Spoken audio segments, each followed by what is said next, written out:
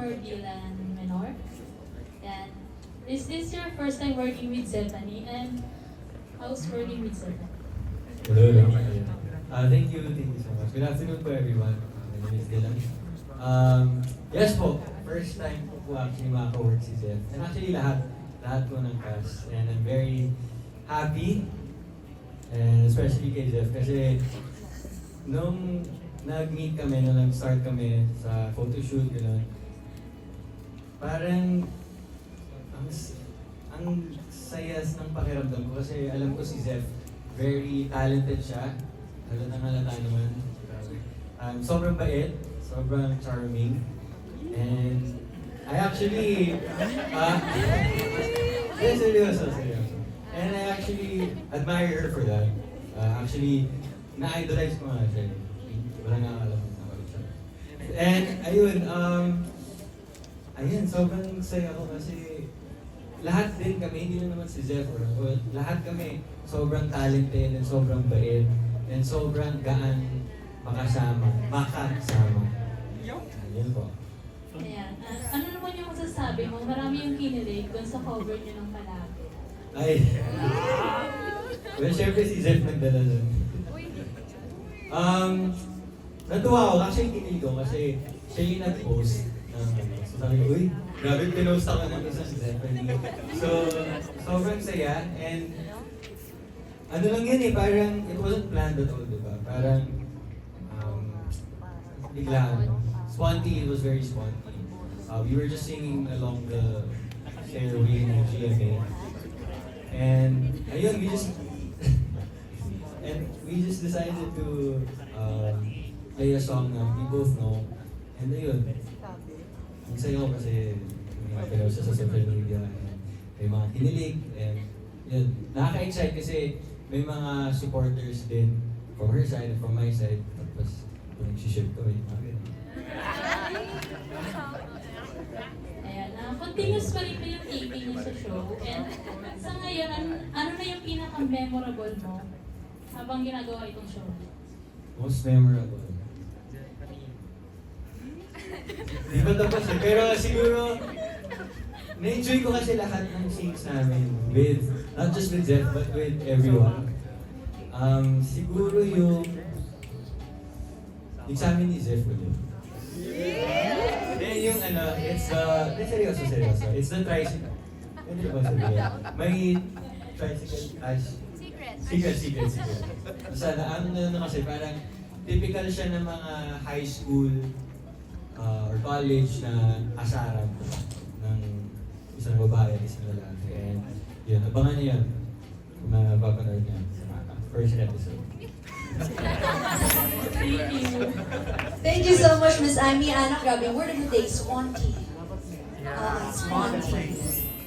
O reaction daw. Anong reaction mo dun, Zeph, sa sponty nyo na ginawa? Actually, just to add up something dun sa TikTok na song ko na yun, super sponty nga yun. Pero, I think more than yung sa feeling ni Dylan about it, sobrang saya ko deep inside ko. Kasi, for so long, kapag nagko-cover, ako yung nagpe-play ng guitar or nagpe-play ako for someone whenever we do a cover. And I think siya pa lang yung first time na marunong siya mag-guitar. And I really love people who know how... I love art. Okay? Who also... I love people who love what I love. Uy, puro love. So, instruments mo, ganon. Kung pag nakahanap ako ng tao na passionate din dun sa bagay na passionate ako, I really, look up to those people na look forward then to more, parang mga content creations with them. So, yes. Thank you. Anong feeling mo na parang may feeling siya sa'yo? Parang wala nang... May feelings? Parang may feeling yung tinapay. Pero... wala... I think, since first time namin po magka-work ni Dylan, I can see how he is really passionate with this project po. He's willing to work with me then, and we support each other sa mga scenes namin, which is really important for me as someone na may co-work na first time. And I think kung ano man po yung maging result nitong wonderful project na to sa friendship namin, well, yes, wala pa tayo doon, live in the present though. We see each other as good friends, and nakakatawa kasi all of us developed that na po sa 2 or 3 taping days na we had. And what more, sa pagtapos ng show po na to, for sure, mas bonded, and may mga madedevelop talaga na firm na friendship. Yes, thank you so much po. And next question. Yes, I guess witness tayong lahat sa panabagong love story na aabangan nating lahat.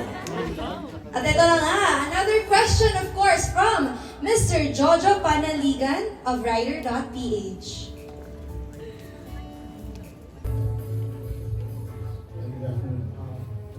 Question pa kay Sir Romy Sarmenta. Sir, good afternoon. Afternoon, sir. I understand you also teach in real life. Yes, sir, I do. Could you share a bit about that? Para nasa kalaman na lahat, ano yung tinuturo, saan tayo nagtuturo? I teach in Trinity University of Asia, all levels of college students in the Department of Media, Arts, and Communications. So, yung mga nagme-major ng broadcasting, tsaka nagme-major ng comms or communication, meron silang mga subjects sa akin from first, second, third, and fourth year depending on what's assigned to me for the sem. So, I started teaching 2019, right before the pandemic. And then through the pandemic, yung online classes, which is the most difficult for students and also teachers alike.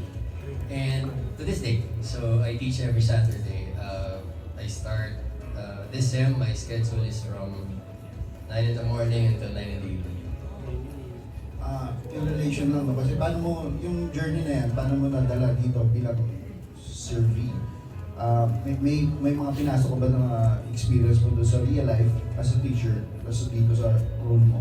Ang similarity namin ni Survey, hindi ako gumagamit ng blackboard. Wala akong projections, wala akong slideshow. I have a very dynamic class. I insist on a discussion throughout the class. Ayoko rin ng 3 oras na lecture kasi nakakapagod yun, patay ko aantukin. So, 1 hour lecture, second hour usually is an activity, and at the third hour is we talk about what they got from that lecture and paano kami mag-move forward to the next topic. Parang hindi mo sa senior ka na rito sa mga kasama mo, karamihan dito. Ako yata pinakamatanda dito eh. Anyway, yeah. Ano lang masasabi mo dito sa mga kabataan? Si Tita Carmen, anak ko yan. Dito sa harapan natin, mga kabataan na katrabaho mo dito sa show. Marirelate ka ba? May masasabi ka ba tungkol sa kanila? No, I am, to be honest, not because they're all here. I am so pleasantly surprised. Number one, I found out during the first day, during our photo shoot, na first time nila magkakasama together. And usually, yung mga ganitong edad, medyo may testing ng waters pa yan.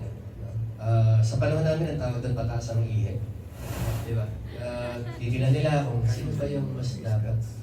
Alpha, beta. Ewan ko kung ano yung mga pinagsasabi ng mga tao yan. But I was so pleasantly surprised to see all of them getting along well. I see all of them supporting each other on the set.